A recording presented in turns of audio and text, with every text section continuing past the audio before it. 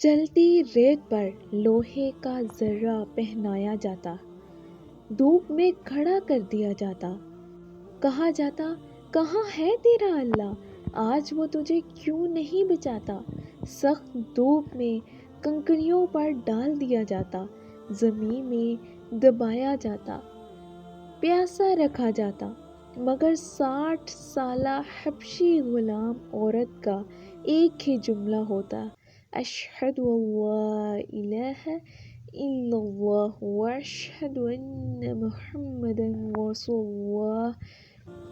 یہ ہے اسلام کی پہلی شہیدہ حضرت سمیہ بنت حباب رضی اللہ تعالی عنہا۔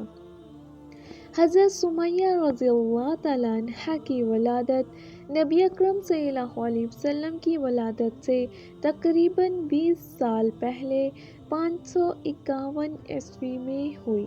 ان کا تعلق حبشہ سے تھا۔ مکہ میں وہ بنو مخزوم قبیلہ میں رہتی تھیں جو جنگجوؤں کا مشہور قبیلہ تھا۔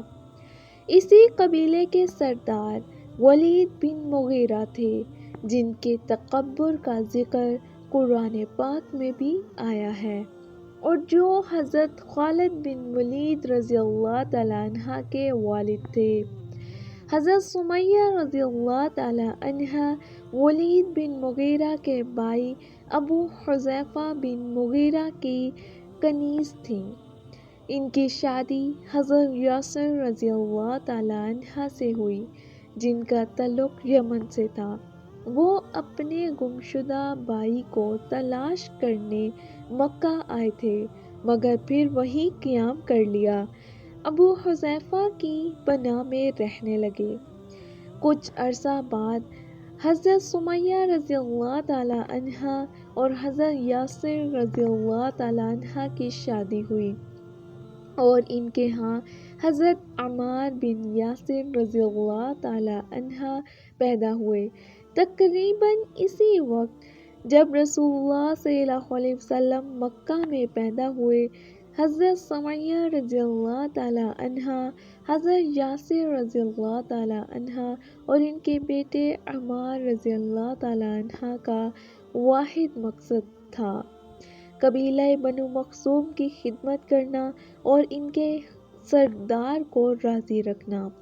یہی بنو مخزوم اسلام کے سب سے بڑے دشمن ثابت ہوئے اور ان کی طاقتور ترین افراد میں سے ایک تھا عمر بن ہشام، جسے اس قبیلے والے ابو الحکم کہتے ہیں، لیکن اسلام میں اسے ابو جہل کہا جاتا ہے۔ جب اسلام نے مکہ میں قدم رکھا تو ابو جہل نے مسلمانوں پر ظلم کے پہاڑ توڑ دیے۔ حضرت سمیہ رضی اللہ تعالی عنہا اور ان کے گھرانہ سب اسلام کا پیغام سنتے ہیں تو وہ ایمان لے آتے ہیں۔ انہوں نے اسلام اس وقت قبول کیا جب اسلام اپنی ابتدائی حالت میں تھا، اور اس وقت اسلام قبول کرنا گویا کہ موت کو گلے لگانے کے مترادف تھا۔ مگر حضرت سمیہ رضی اللہ تعالی عنہا غلام ہونے کے باوجود حق کو پہچان چکی تھیں اور دل و جان سے ایمان لے آئی تھیں۔ جب ابو جہل کو خبر ملی کہ حضرت سمیہ رضی اللہ تعالی عنہا اور اس کے اہل خانہ مسلمان ہو گئے ہیں تو وہ ان پر ظلم و ستم کی انتہا کر دیتا۔ ان پر کوڑے برسائے جاتے، لوہے کے زرہ پہنائے جاتے اور انہیں جلتی ہوئی ریت پر دھوپ میں کھڑا کر دیا جاتا۔ ابو جہل کی ایک ہی خواہش تھی کہ وہ حضرت محمد صلی اللہ علیہ وسلم کی توہین کریں، نعوذ باللہ، یا اسلام چھوڑ دیں، لیکن 60 سالہ یہ بہادر عورت تمام زخموں اور اذیتوں کے باوجود موت کو آنکھوں کے سامنے دیکھتے ہوئے بھی ابو جہل کے منہ پر تھوک کر کہتی، محمد صلی اللہ علیہ وسلم برحق ہیں۔ ابو جہل دراصل اس امت کا فرعون تھا اور حضرت سمیہ رضی اللہ تعالی عنہا اس امت کی آسیہ تھیں۔ انہوں نے کبھی پیچھے ہٹنا گوارا نہیں کیا۔ یہاں ایک سوال ذہن میں آتا ہے، حضرت ابوبکر صدیق رضی اللہ تعالی عنہ تو غلاموں کو آزاد کروا لیا کرتے تھے، پھر حضرت سمیہ رضی اللہ تعالی عنہ اور ان کے خاندان کو کیوں آزاد نہ کرایا گیا؟ اس کی وجہ یہ تھی کہ جن کے زیر اثر وہ غلام تھے، انہوں نے ایسا کوئی قانون نہیں رکھا تھا کہ رقم دے کر آزادی حاصل کی جا سکے، لہٰذا کوئی کچھ کر نہیں سکتا تھا۔ جب رسول اللہ صلی اللہ علیہ وسلم وہاں سے گزرتے اور انہیں ظلم و ستم سہتے دیکھتے تو فرمایا کرتے، صبر کرو آل یاسر، تمہارے لیے جنت ہے۔ آخر کار جب ابو جہل نے دیکھا کہ وہ کسی قیمت پر ایمان سے پیچھے نہیں ہٹیں تو اس نے نیزے سے ان کے نازک حصے پر وار کیا اور حضرت سمیہ رضی اللہ تعالی عنہا شہید ہو گئیں۔ انہوں نے ساری زندگی غلامی میں گزاری، ظلم اور اذیتیں برداشت کی، مگر ایمان پر ثابت قدم رہیں اور یوں وہ اسلام کی پہلی شہیدہ قرار پائیں۔ رسول اللہ صلی اللہ علیہ وسلم نے ان کی شہادت پر فرمایا، اللہ حضرت سمیہ پر رحم فرمائے، وہ ایمان پر قائم رہیں یہاں تک کہ ان کی جان لے لی گئی۔ حضرت سمیہ موت کو سامنے دیکھنے کے باوجود انہوں نے اسلام قبول کیا۔ آج اگر اسلام کی بات کی جائے تو عورتیں 100 طرح کے بہانے بناتی ہیں اور ہمارے حالات ٹھیک نہیں، ہم پر مصیبتیں ہیں، ہمیں اتنی آزادی حاصل نہیں۔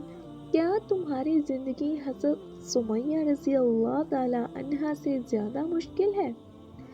حضرت سمیہ رضی اللہ تعالی عنہا نے یہ ثابت کر دیا کہ جب ایمان موجود ہو، جب آخرت پر یقین ہو تو 60 سال کی کمزور غلام عورت بھی ابو جہل جیسے طاقتور انسان کو اپنے آگے کچھ نہیں سمجھتی۔ بات ساری ایمان کی ہے، مضبوط ارادے کی ہے اور کچھ کرنے کے لیے ٹھان لینے کی ہے۔ حضرت سمیہ رضی اللہ تعالی عنہا کی شہادت کے بعد ان کے شوہر حضرت یاسر رضی اللہ تعالی عنہ جو ان سے بھی زیادہ بوڑھے تھے، یہاں تک کہ ان کی پلکوں کے بال تک ختم ہو چکے تھے، ابو جہل نے انہیں بھی بے دردی سے شہید کر دیا۔ اپنی آنکھوں کے سامنے اپنے والدین پر ظلم ہوتے دیکھنا، ان کی شہادت کو اپنی آنکھوں سے دیکھنا، یہ منظر حضرت عمار بن یاسر رضی اللہ تعالی عنہ کے لیے بہت کٹھن تھا۔ ابو جہل کی بات مان لینے کے بعد وہ پریشانی کے حالت میں رسول اللہ صلی اللہ علیہ وسلم کے پاس حاضر ہوئے۔ رسول اللہ صلی اللہ علیہ وسلم نے انہیں تسلی دی اور فرمایا کہ اللہ تعالیٰ تمہارے دل کا حال جانتا ہے۔ ذرا سوچئے، جس نے آپ کے والدین کو اتنی بے دردی سے قتل کیا، جب وہ آپ کے سامنے خوشحال اور طاقتور نظر آئے تو آپ کے دل پر کیا گزرتی ہوگی؟ یقیناً یہ بہت مشکل وقت تھا، لیکن پھر وہ دن آیا جب عمار بن یاسر رضی اللہ تعالیٰ عنہ نے اپنے والدین کے قاتل کو جنگ بدر میں اپنی آنکھوں کے سامنے مرتا دیکھا۔ ابو جہل کے مرنے پر رسول اللہ صلی اللہ علیہ وسلم نے فرمایا، اے عمار، اللہ نے تمہاری ماں کے قاتل کو قتل کر دیا۔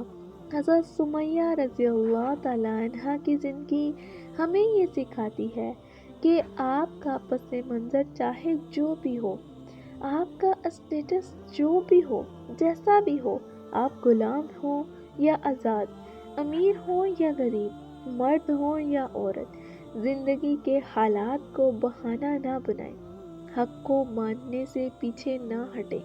جب آپ حق کو پہچان لیں تو اس پر ڈٹے رہیں، چاہے آپ کی جان ہی کیوں نہ چلی جائے۔